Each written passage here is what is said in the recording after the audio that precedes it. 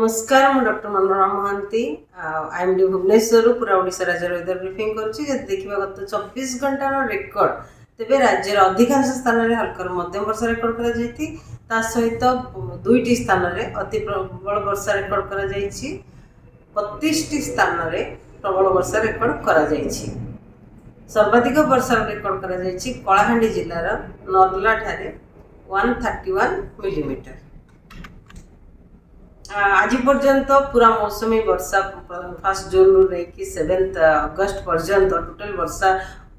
राज्य पूरा राज्य रे 814.0 मिलीमीटर जोटा कि नॉर्मल वैल्यू अधिक रही जहाँ फल वर्तमान डिपार्चर जब देखा तेरे 26% वर्षा अधिका आज पर्यंत। दक्षिण बंगे पश्चिम बंग और संलग्न बांग्लादेश उपरे गोटे उपरवायु घूर्णिबलय रही जोटा कि समुद्र पतन ठार 7.6 किलोमीटर उच्चता पर्यंत विस्तारित होती दक्षिण आड़ को ढलिक रही। यार प्रभाव में आसंता 24 घंटा मध्य गांगेय पश्चिम बंग और संलग्न उत्तर पश्चिम बंगोपसागर उपकूलवर्ती अंचल गोटे लघुचाप क्षेत्र सृष्टि होगार संभावना रही एवं झारखंड एवं पाखापाखी एरिया रे गोटे उपरवायु सर्कुलेशन रही जोटा कि समुद्र पतन ठार 1.5 किलोमीटर उच्चतार रही जहाँफल आगामी 2 दिन पर्यंत ओडिशा रे अधिकांश स्थान में हल्का मध्यम वर्षा सहित प्रबल अति प्रबल वर्षा होबार संभावना रही। आगामी 24 घंटा राज्य में अधिकांश स्थान में हल्का मध्यम वर्षा रहित प्रबल अति प्रबल वर्षा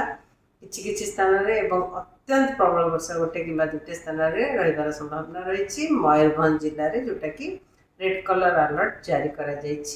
सहित सुंदरगढ़ केउंझर बालेश्वर भद्रक अनुगुल ढेंकानाल कटक बलांगीर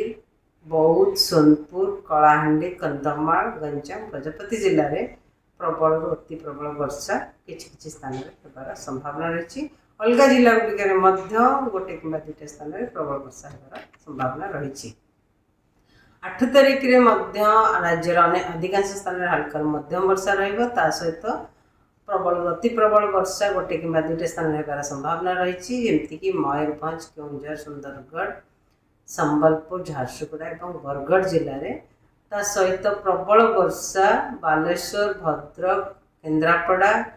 ढेंकानाल अनुगुल जाजपुर देवगढ़ सोनपुर बौद्ध बरगढ़ और नुआपड़ा जिले में गोटे कि 2टा स्थान में प्रबल वर्षा होबार संभावना रही। आगामी 5 दिन पर्यंत राज्य में गोटे 2टा स्थान कि जिलार गोटे 2टा स्थान में वर्षा सहित बिजुली घड़घड़ी और झटका पवन 30 ରୁ 40 किलोमीटर पर आवर रही संभावना रही। से कृषक भाई मानू सूचाई दि जाउछि कि सेमाने घड़घड़ी बिजुली समय निजक सुरक्षित स्थान में रखा। 9 तारिख में राज्यर अनेक स्थान में हल्का मध्यम वर्षा होबार संभावना रही। प्रबल वर्षा गोटे कि 2टा स्थान में जमीक केउंझर मयूरभंज जिले में होबार संभावना रही। 10 तारिख में प्रबल वर्षार वार्निंग जारी करा जाए ना किंतु वर्षा हल्का मध्यम वर्षा अनेक स्थान में रही संभावना रही सहित गोटे कि 2टा स्थान में बिजुली घड़घड़ी सहित वर्षा होबार संभावना रही जितेबाला कि झटका पवन 30 ରୁ 40 किलोमीटर पर आवर रही था। 11 तारिख में अनेक स्थान में हल्का मध्यम वर्षा सहित गोटे कि 2टा स्थान में बिजुली घड़घड़ी झटका पवन रही संभावना रही। 12 तारिख में राज्यर अनेक स्थान में हल्का मध्यम वर्षा रही संभावना रही। 13 तारिख में राज्यर अनेक स्थान में हल्का मध्यम वर्षा रही सहित बालेश्वर मयूरभंज केउंझर सुंदरगढ़ जिले में गोटे कि 2टा स्थान में प्रबल वर्षा होबार संभावना रही। आगामी 2 दिन पर्यंत मत्स्यजीवी मानक वार्निंग जारी करा जायछि। मत्स्यजीवी मानक आम ओडिशा उपकूल दे समुद्र भीतर को जीवाको बारण करा जायछि